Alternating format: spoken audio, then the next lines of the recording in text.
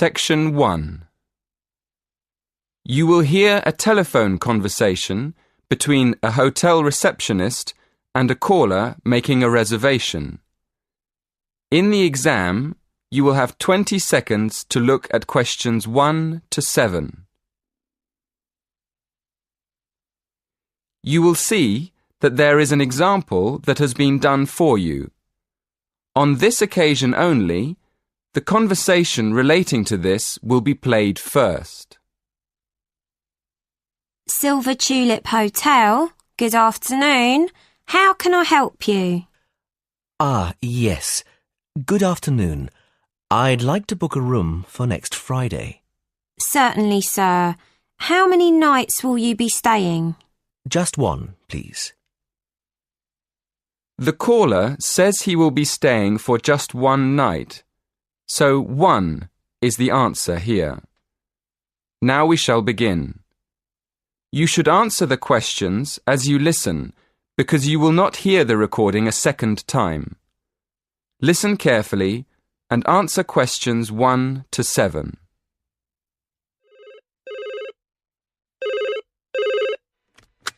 Silver Tulip Hotel, good afternoon. How can I help you? Yes. Good afternoon. I'd like to book a room for next Friday. Certainly, sir. How many nights will you be staying? Just one, please.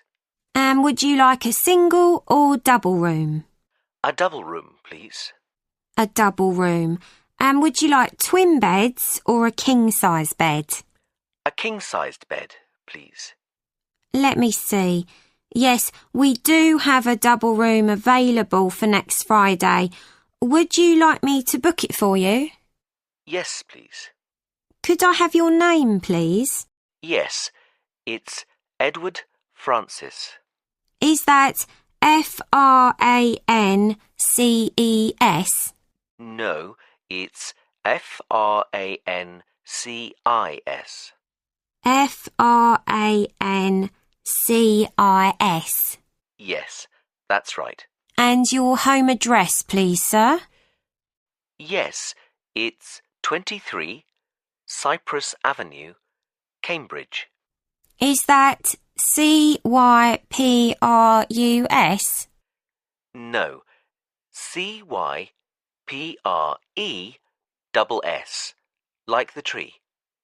Oh, I see. And your postcode is?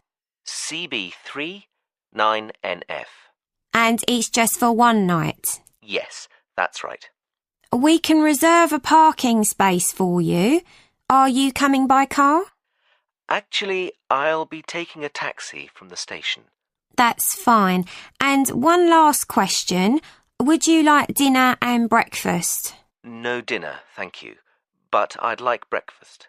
Just breakfast. So, to confirm, you're arriving on Friday the 16th of April and leaving on Saturday the 17th. That's one night in a double room with a king-size bed with breakfast. That's right. Thank you very much. Before you hear the rest of the conversation, in the exam you will have 20 seconds to look at questions 8 to 10.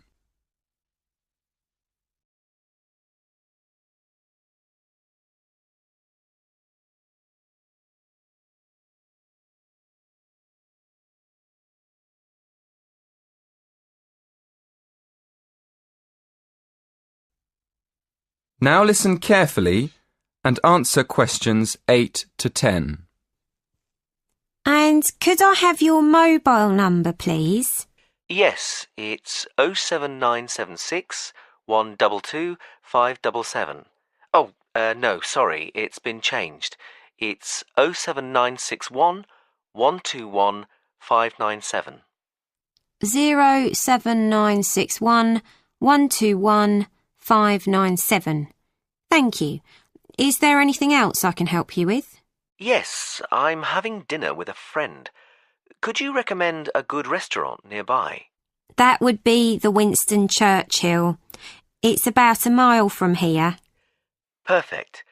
Could you please make a reservation for 7 p.m. and leave a message with the details for my friend when he arrives. Certainly. What is the gentleman's name? Mr. Alaoui. That's Alaoui. No problem. We look forward to seeing you next week. Thank you. That is the end of section 1. In the exam, you will have half a minute to check your answers.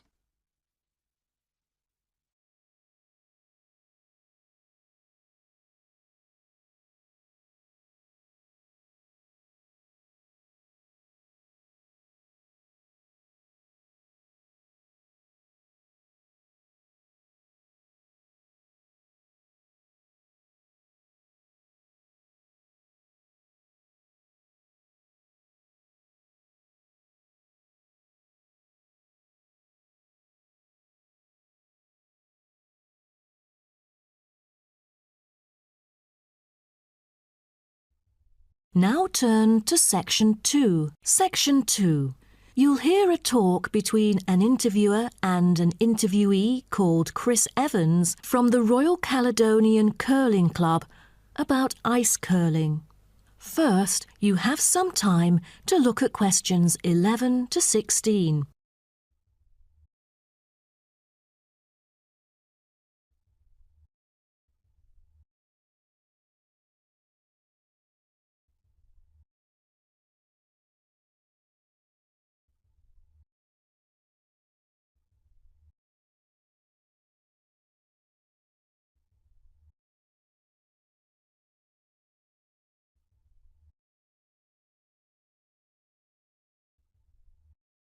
Now listen carefully and answer questions 11 to 16.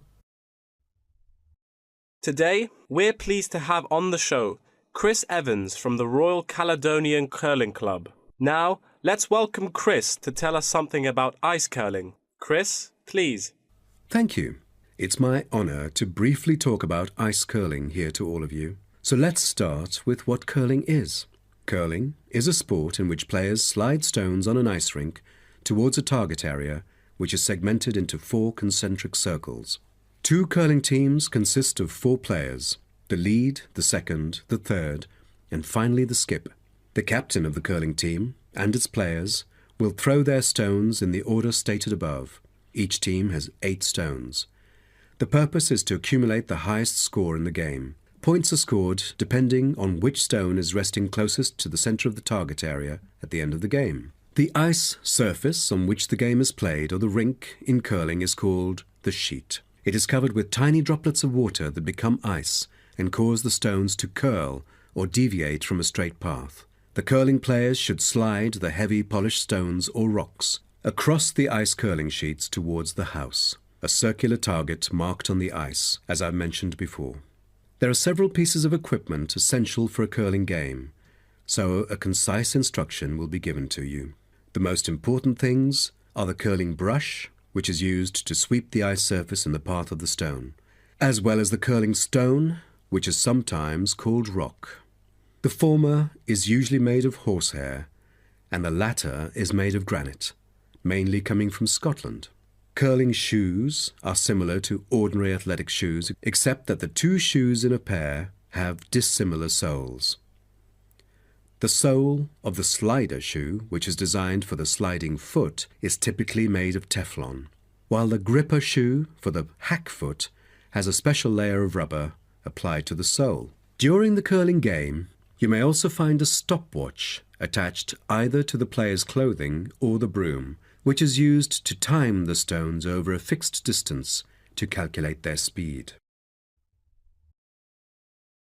Before you hear the rest of the talk, you have some time to look at questions 17 to 20.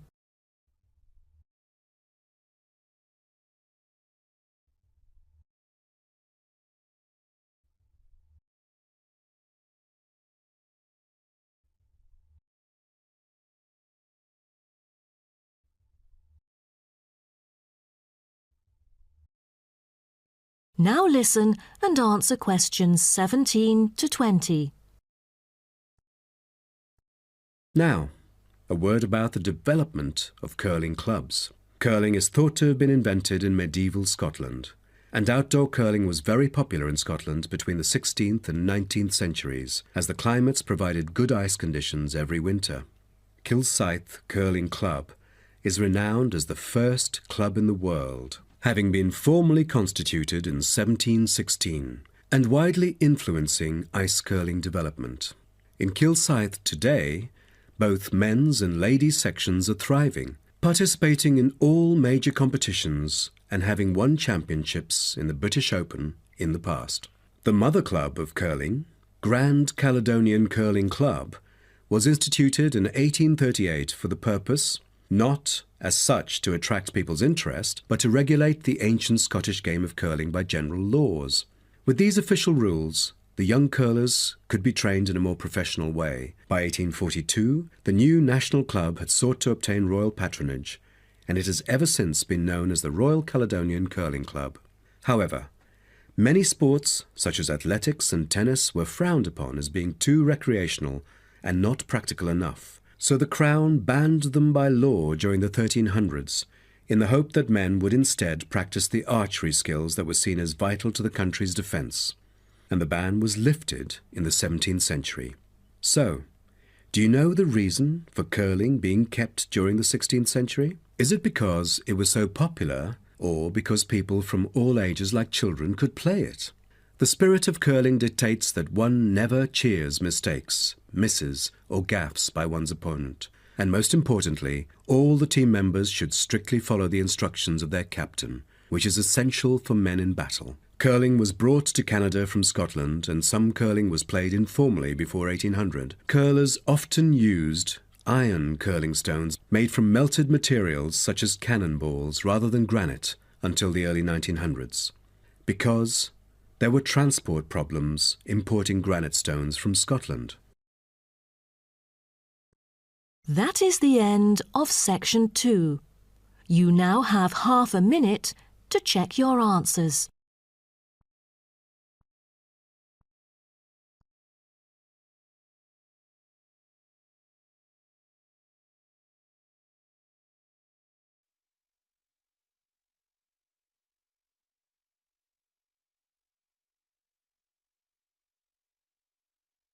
Now turn to section 3.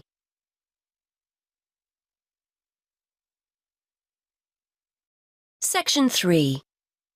You will hear a conversation between a university tutor and a student who has recently started at the university. First, you have some time to look at questions 21 to 25.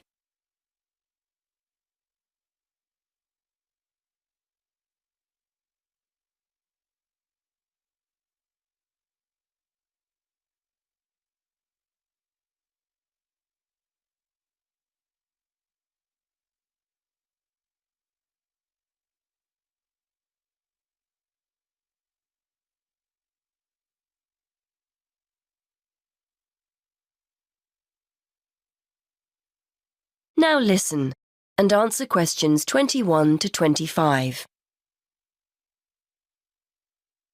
Anyway, as this is our first session, I'd just like to find out how you're settling in, how your Spanish course is going. Basically, anything you feel you need to talk about. I'm okay, I suppose. I'm settling into my studies, and I'm finding the course interesting. I've got a free day on Wednesday, which is good, and the lectures and tutorials on the other 4 days. Yeah, I'm getting into the swing of things. I'm just missing home a little, that's all. OK. Well, if it makes you feel any better, I reckon half the students I speak with are a little homesick. It's only natural. Is this the first time you've lived away from home? Yes. I was thinking just this morning that I've never spent so long away from my friends and family before. I've been back home on one occasion since I started in September, but it's so expensive to get down to London by train that I can't go very often. Well, don't be too hard on yourself, Kevin. It's quite a lot to deal with at first, isn't it? Moving to a new city, being responsible for everything for the first time ever, shopping, cooking, etc. Then making new friends, and then there's your studies, of course, and getting organised. Are you living on campus or in town? on campus, in halls of residence. It's not as cheap as renting a room in a house, but I thought it would be a good way of meeting new students. We're all in and out of the kitchen during the day, so it's not difficult to socialise. Like you say, I'm just a bit homesick. I'm sure that you'll find things get better over the next few weeks. Everything's new for you at the moment and a little overwhelming. But you'll get into a routine and start to feel more settled. What about Freshers' Week? Did you sign up for anything? Yes, I've joined a couple of groups. There's the Film Society, and a tutor recommended the Spanish Society, so I've signed up for that too. I've volunteered to help out on their International Food Day, making snacks, that kind of thing, and I'm looking forward to getting to know other members. You said earlier you were finding your studies okay, so that's good as well. The main thing to remember is to try to be as organised as possible. You have so much more freedom to make your own decisions here, so it's important to structure your time to factor in time for studies. If you're on top of your work, you'll feel much more able to enjoy your free time. Before you hear the rest of the conversation, you have some time to look at questions 26 to 30.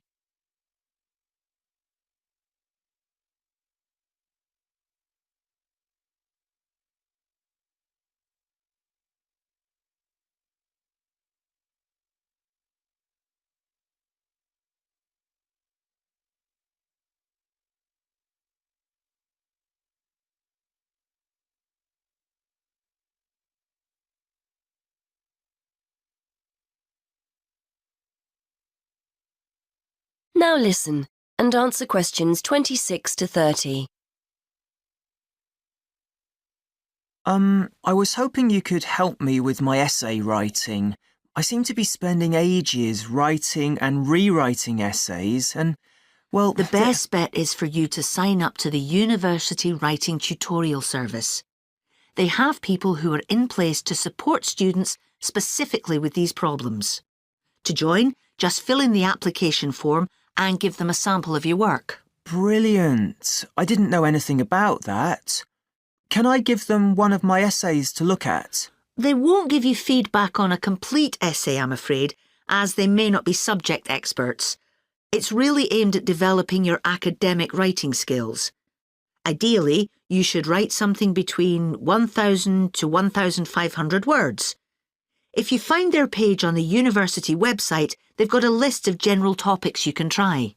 So, do I just turn up, or do I need to make an appointment? I've got an essay deadline coming up soon, so I'd like to get help as soon as possible. You'll need to arrange an appointment. The first step is to sign up for the service. Download the application form and essay title from the webpage. Don't forget to state when you're available for tutorials on the form. Email the essay and form to the team and they'll get back to you with an appointment time. It usually takes about 1 week from when they first receive your essay to arrange an appointment. You're usually given 1 tutorial a term, but they may offer you further sessions if they think you need them. OK, I'll do that. Thanks for your help. That is the end of section 3. You now have half a minute to check your answers.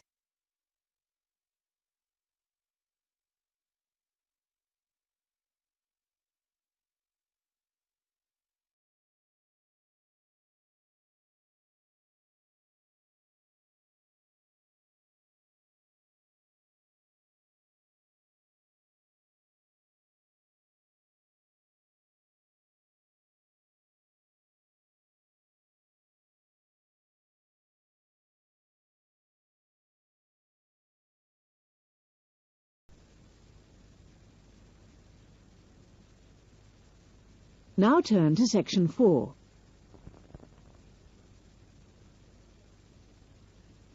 Section 4. You're going to hear a talk about an animal conservation course. First look at questions 31 to 40.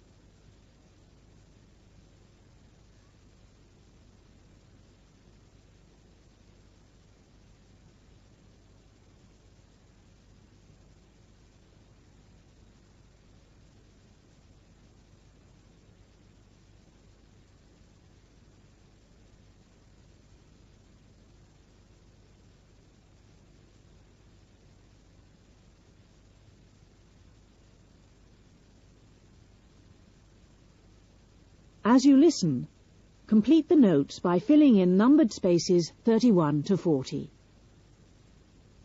Well, we're delighted to have the opportunity to hear from Sue Gent, our specialist on student affairs, about a course with a difference. Thank you, Tony. Many people think that conservation is just about saving fluffy animals. What they don't realise is that it is a war to save the human race from committing suicide. Strong words, but this was the belief of the famous conservationist Gerald Durrell. Gerald Durrell was an English conservationist who dedicated his life to the conservation of animals, and among his many achievements was the establishment of a zoo in Jersey. There, he set up the Wildlife Preservation Trust, which conducts courses on preservation and attracts students from developing countries. Many of these students are making their first trip away from home. The students who come to Jersey to study are of all ages. The first was a man called Yusuf Mungru, who came from Mauritius in 1977. He was particularly interested in the conservation of large African birds. When he arrived, there were only 4 Mauritius falcons, these are big birds of prey, left in his African homeland. Now, since he has returned, the numbers have increased to 200. When Yusuf first arrived in Jersey, he was unused to the freezing winters, so he liked to spend time in the reptile house. He said it was the warmest place on the island. So let's look at how students are chosen to participate in one of the zoo's programs. Well, according to their teacher, their work or study must involve animals. The zoo is proud of the fact that many of its graduates are now in positions to influence the way animals are kept and utilised for conservation. Once they start the course, the students have to spend a lot of time studying the English language. In addition to that, they also have to cover many aspects of animal conservation. This year, 27 students from 21 different countries are already waiting to participate in the intensive training programs at the zoo. In a Principles and Practice course, they learn both theory and practice. First, they learn the theory of conservation biology, working in areas such as veterinary medicine. Then they move into the practical part of the course and work with the zookeepers, where they learn to care for the animals.